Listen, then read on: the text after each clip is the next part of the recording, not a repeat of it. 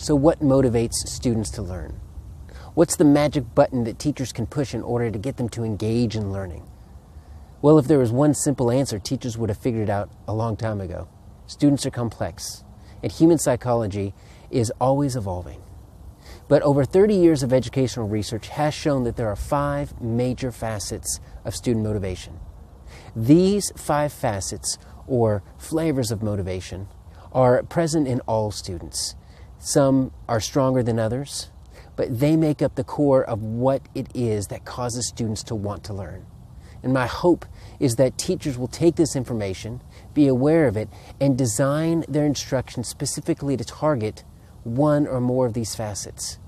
Rather than planning a lesson and hoping and praying that it works, if teachers can take this knowledge and can design their instruction specifically to target these areas of student motivation, they will have a much better chance of engaging students and causing them to learn.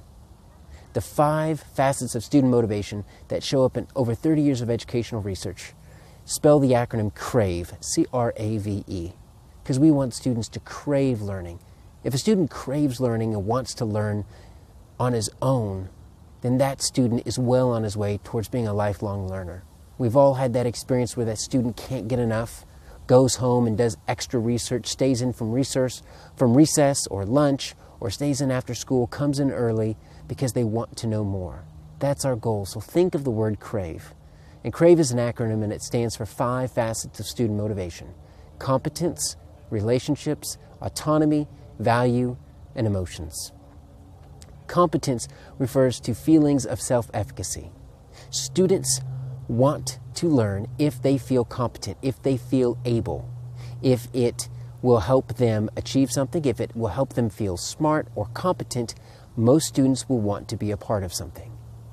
On the flip side, if you give a task to a student and it is much too difficult, then that is going to demotivate them. So some students are highly motivated by competence. They want to build their intelligence, and they are motivated to learn when they feel like they can be successful. Second is relationships. This is one that teachers are very aware of simply through experience, and one that I learned really quickly as a new teacher. Some students are highly motivated simply because they build a relationship with that teacher.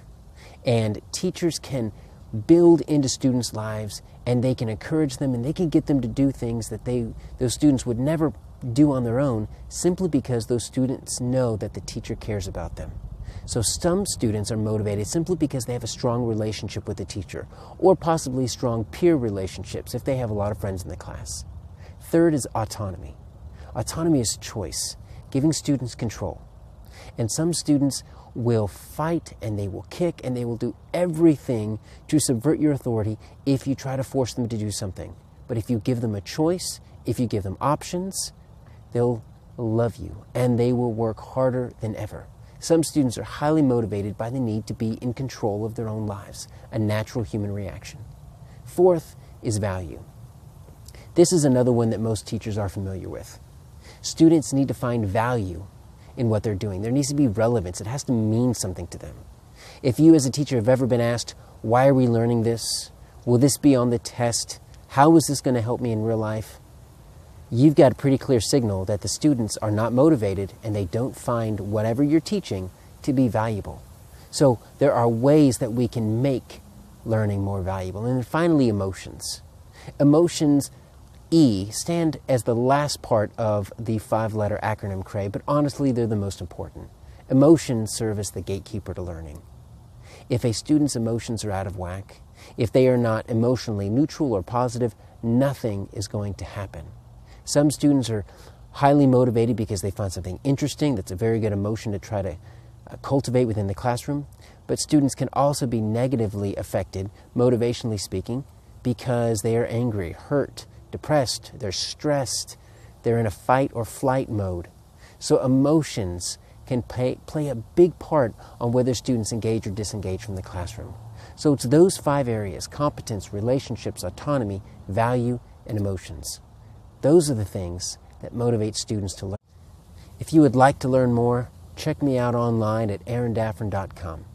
I've also written a book called Solving Student Engagement, Designing Instruction to Motivate Every Student. It goes into much more detail about these topics. It's available for sale on my website and on Amazon.com.